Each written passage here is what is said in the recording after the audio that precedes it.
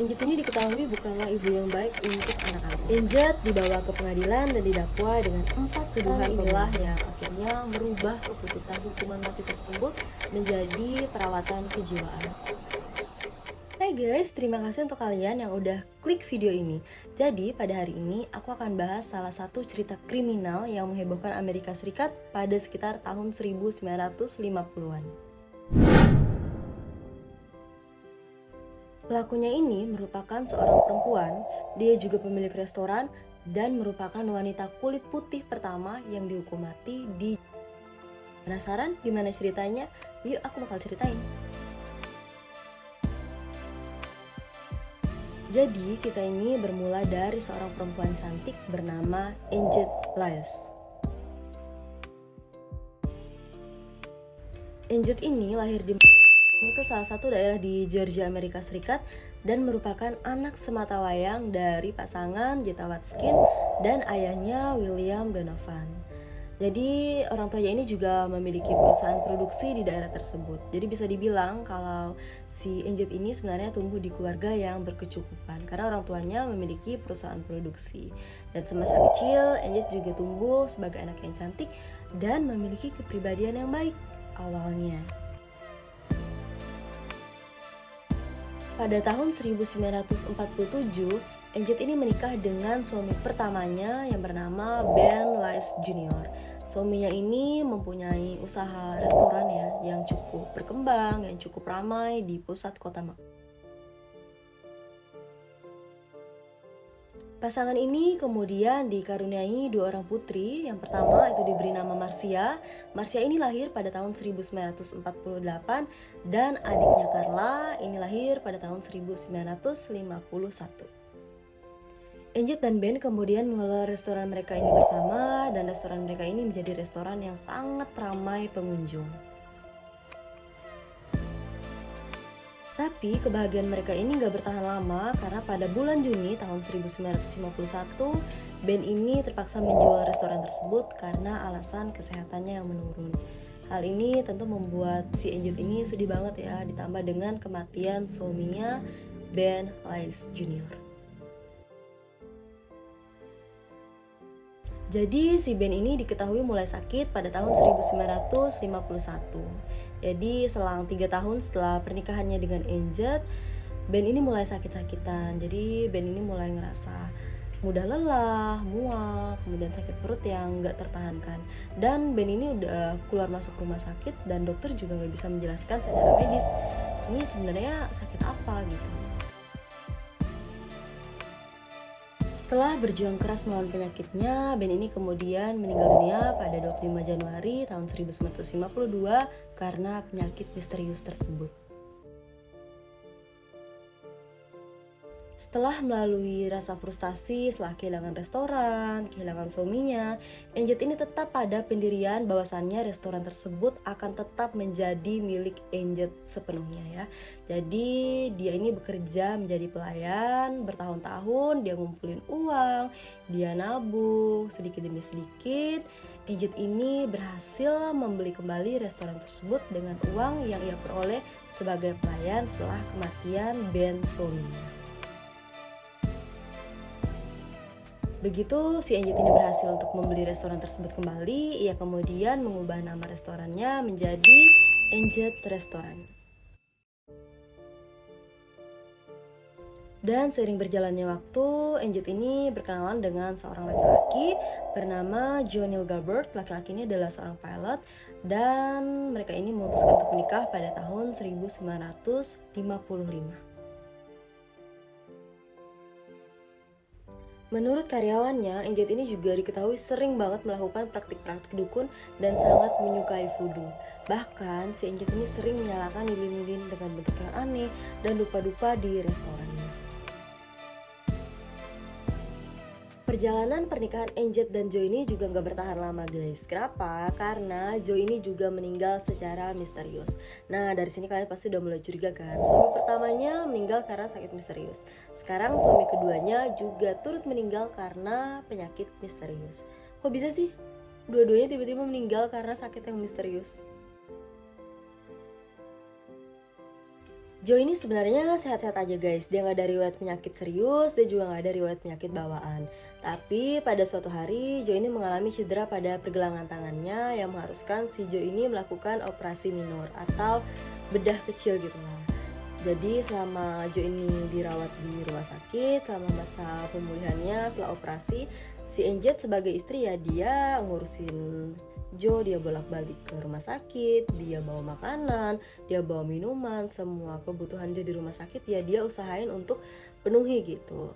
Si Jo ini kan operasi kecil ya, bedah kecil, jadi nggak membutuhkan waktu yang lama untuk pemulihan di rumah sakit. Jadi bisa aja dia pulang, kemudian kontrol minggu depan gitu. Tapi si Jo ini selama masa pemulihan pasca operasi tersebut malah mengalami kondisi kesehatan yang buruk gitu. Jadi kondisi kesehatan ini terus-terusan menurun.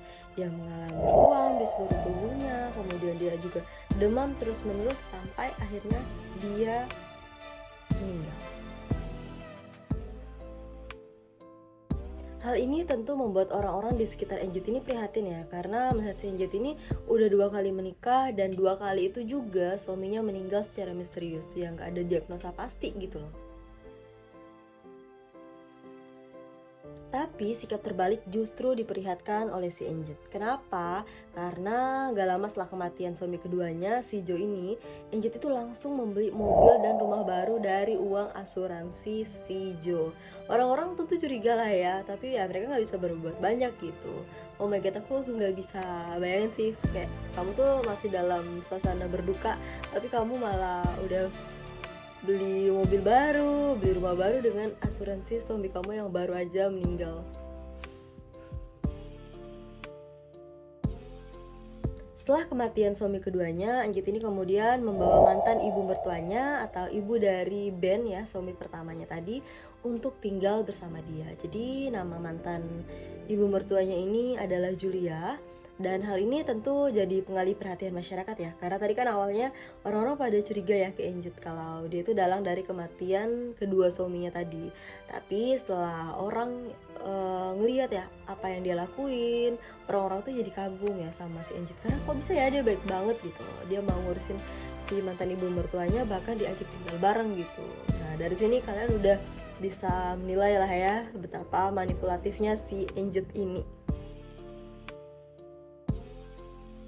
Gak selang lama setelah si Julia ini tinggal bersama si Enjet, pada tahun 1957, Julia ini juga jatuh sakit dan dirawat di rumah sakit.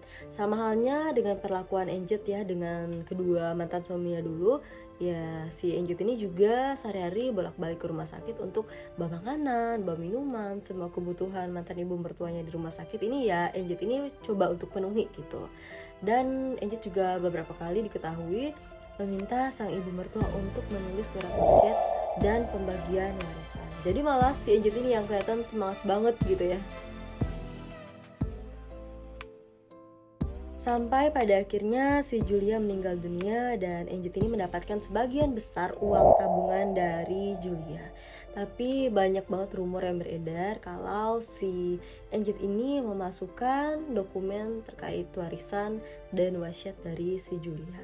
Tapi kita nggak pernah tahu ya, karena kan si Julia ini juga tinggal bersama Enjet. Mungkin aja itu adalah salah satu bentuk terima kasihnya kepada Enjet karena sudah merawat si Julia semasa tuanya, dan kan juga Ben ini kan anaknya si Julia ya, dan Ben ini punya anak 2 orang putri yang sekarang tinggal bersama si Enjet. Jadi ya mungkin wajar-wajar aja sih kalau dia mewariskan uang tabungan yang jumlahnya cukup besar kepada si Enjet. Tapi ya kita nggak pernah tahu ya.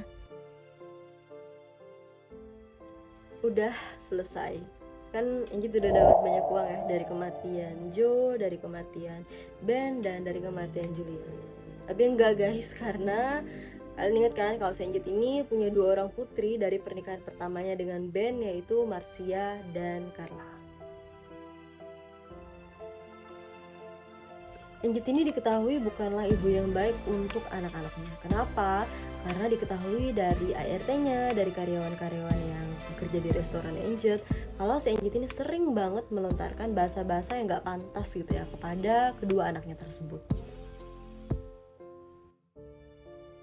Dan pada tahun 1958, si Marcia, anak pertamanya yang baru berusia 10 tahun, juga turut sakit. Dan si Enjet ini terus-terusan mengatakan kalau si Marcia juga pasti akan meninggal gitu. Jadi yakin banget gitu kalau si Marcia ini gak bakalan selamat gitu. Bahkan saking dia yakinnya Marcia ini bakalan metong ya, dia tuh udah menghubungi rumah duka, dia udah nyiapin peti mati, dan pemakaman untuk anaknya Marcia yang padahal masih hidup guys. Oh my god, aku tuh gak bisa bayangin sih kalau aku di posisinya si Marcia yang punya ibu yang kayak gitu gitu. Tapi sayangnya gak berselang lama setelah kejadian ini, si Marcia ini akhirnya benar-benar meninggal karena gagal ginjal. Pada saat yang sama, kepolisian Macon menerima beberapa surat anonim terkait kematian Marcia. Salah satunya dari seseorang yang mengaku sebagai karyawan dari restorannya Enjet.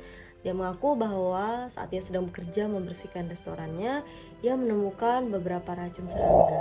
Padahal selama ini, sepanjang karyawan tersebut bekerja di restoran Enjet tersebut, tidak pernah ada keluhan terkait gangguan serangga yang menyebabkan si Enjet ini harus nyetok racun serangga gitu loh di restorannya gitu.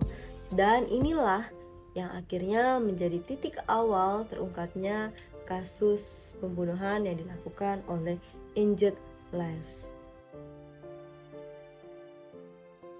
Pihak polisi yang menerima surat anonim tersebut tentu nggak tinggal diam dong ya. Mereka kemudian mengotopsi jasad dari Marcia dan dari sinilah terungkap bahwa ada arsenik di dalam tubuh mungil Marcia.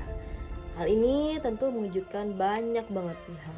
Dan tentunya Enjet nggak tinggal diam ya, karena Enjet ini dengan keras ia membantah tuduhan adanya arsenik di dalam tubuh Marcia adalah karena perbuatannya. Jadi Enjet ini bersikeras bahwa Marcia meminum racun tersebut secara tidak sengaja. Polisi tentu gak mudah dibodoh-bodohi ya, karena mereka juga melakukan otopsi kepada jenazah kedua mantan suami Enjet, yaitu Ben dan Joe, serta Julia, mantan ibu mertuanya. Dan hasilnya ya bisa kalian tebak ya, ketiga korban tersebut dinyatakan positif arsenik.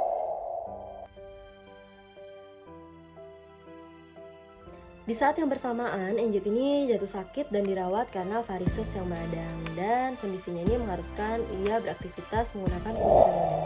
Dan di saat itulah pihak kepolisian melakukan penangkapan kepada Enjet saat ia sedang dirawat di rumah sakit. Enjet dibawa ke pengadilan dan didakwa dengan 4 tuduhan pembunuhan. Pada waktu itu, Enjet ini membawa serta anak keduanya yang bernama Carla ke persidangan. Dan dengan tega, Enjet ini menuduh bahwa si Carla lah yang meracuni Marcia saat mereka sedang bermain dokter-dokteran. Kok bisa sih si Enjet ini menuduh anaknya Carla meracuni anaknya Marcia gitu. Jadi pada waktu itu si Enjet ini membuat skenario bahwa pada waktu itu si Marcia dan si Carla ini sedang bermain dokter-dokteran. Jadi si Marcia berperan sebagai pasien dan si Carla berperan sebagai dokter. Jadi pada saat itu si Carla ini memberikan obat-obatan mainan kepada si Marcia, dan secara tidak sengaja obat-obatan itu diminum oleh Marcia dan ternyata obat-obatan itu mengandung arsenik yang menyebabkan kematian Marcia gitu. Dan si Enjet ini juga mengatakan bahwa permainan tersebut adalah permainan yang biasa dimainkan oleh anak-anak di daerah tersebut, dan bukan hanya si Marcia dan Carla aja yang memainkan, tapi juga ada teman-temannya yang lain gitu. Jadi mereka ini bermain bersama-sama. Para juri di persidangan tersebut tentu nggak percaya begitu aja dong dengan pernyataan si Enjet. Para juri kemudian meminta si Enjet ini menghubungi orang tua dari teman-temannya si Marcia dan Carla ini yang tadi diceritakan bahwa mereka ikut bermain bersama gitu. Jadi si Enjet ini kemudian mengambil buku telepon, lalu dia menelpon salah satu orang tua yang tadi dia bilang anaknya ikut bermain bersama dengan Carla dan Marcia ya. Dan setelah telepon tersebut terhubung, ternyata orang yang ditelepon itu mengaku bahwa dia tidak pernah mendapatkan telepon dari Enjet dan anaknya tidak pernah ikut dalam permainan dokter-dokteran tersebut. Jadi dari sini si Enjet ini ketahuan berbohong lagi. Dan pada waktu itu juri memutuskan bahwa Enjet ini bersalah atas pembunuhan dan menjatuhkan hukuman mati pada tahun 1958 kepada Enjet. Dan ini menjadikan Anjit ini wanita kulit putih pertama yang dikirim ke hukuman mati di negara bagian Georgia. Namun menjelang hukuman mati tersebut, si Anjit ini dilakukan tes psikiatri dan hasilnya si Anjit ini dinyatakan tidak sehat secara mental. Dan inilah yang akhirnya merubah keputusan hukuman mati tersebut menjadi perawatan kejiwaan. Dan si Anjit ini kemudian dirawat di bangsal psikiatri di negara bagian. Jadi setelah semua hal kejam yang dilakukan si Anjit ini, ia hanya berakhir di bangsal perawatan jiwa sampai pada akhir hidupnya pada tahun 1977. Jadi Anjit ini akhirnya meninggal karena serangan jantung pada usianya yang ke-52 tahun. Jadi sebenarnya aku sedih banget ya, karena setelah apa yang Anjit ini lakukan terhadap keluarganya, ia nggak pernah menerima hukuman sepenuhnya dari perbuatan-perbuatannya, tapi dia cuman harus menjalani perawatan untuk masalah mentalnya. Oke guys, terima kasih untuk kalian yang udah klik video aku. Jangan lupa like dan subscribe channel aku, dan jangan lupa komen untuk tema-tema konten berikutnya, karena aku gak sabar untuk ketemu kalian lagi. Bye!